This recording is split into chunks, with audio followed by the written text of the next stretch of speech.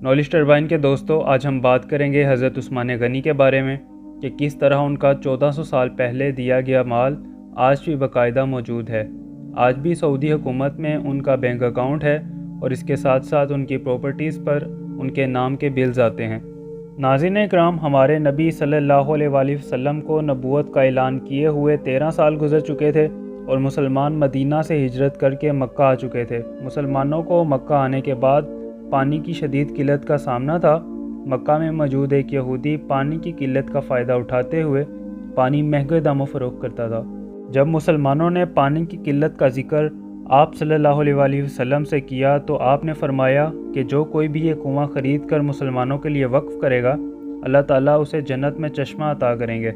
हज़रत उस्मान गनी का ये सुनना था कि यहूदी के पास गए और उससे कुआं ख़रीदने की पेशकश कर डाली, लेकिन मुनाफा बख्श आमदन होने के बायस यहूदी ने इनकार कर दिया। कुछ दिन बाद हज़रत उस्मान गनी ने उस यहूदी से दोबारा सिर्फ आधा कुआं ख़रीदने की पेशकश की। हज़रत उस्मान गनी ने पूछने पर बताया कि मुंह मांगी कीमत पर आप मुझे आधा कुआं बेच दें, इस सूरत में कुएं का एक दिन पानी तुम्हारा और दूसरे दिन पानी मेरा, जिस पर वो यहूदी लालच में आकर मान गया। चुनाचा जिस दिन हज़रत उस्मान गनी की बारी होती तो वो अपना कुआं सबके लिए वक्फ कर देते और मुसलमान अगले दिन का पानी भी अपने पास स्टोर कर लेते और इस तरह अगले दिन यहूदी से कोई पानी खरीदने ना आता। जब यहूदी ने देखा कि उसका कारोबार अब मुनाफा बख्श नहीं रहा तो उसने हज़रत उस्मान से बाकी का कुआं भी ख़रीद लेने की पेशकश कर दी।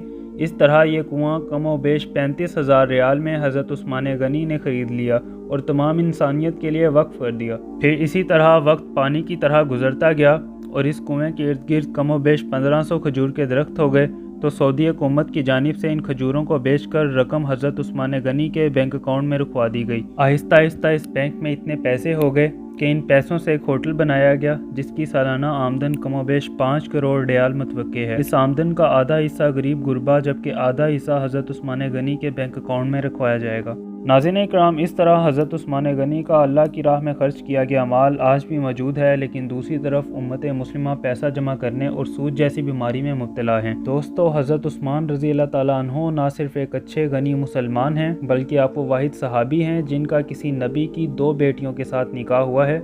जी हाँ, आपका निकाह हज़रत मोहम्मद सल्लल्लाहु अलैहि वसल्लम की 2 बेटियों से हुआ। इनकी पहली बीवी का नाम हज़रत सैयदा रुकैया बिनते मोहम्मद और इनकी वफ़ात के बाद इनका निकाह हज़रत सैयदा उम्मे कुलसूम बिनते मोहम्मद से हुआ। आप सल्लल्लाहु अलैहि वसल्लम ने हज़रत उस्मान रज़ी अल्लाह ताला अन्हु के बारे में फ़रमाया कि अगर मेरी 40 बेटियां भी होती तो मैं तुम्हारे निकाह में दे देता।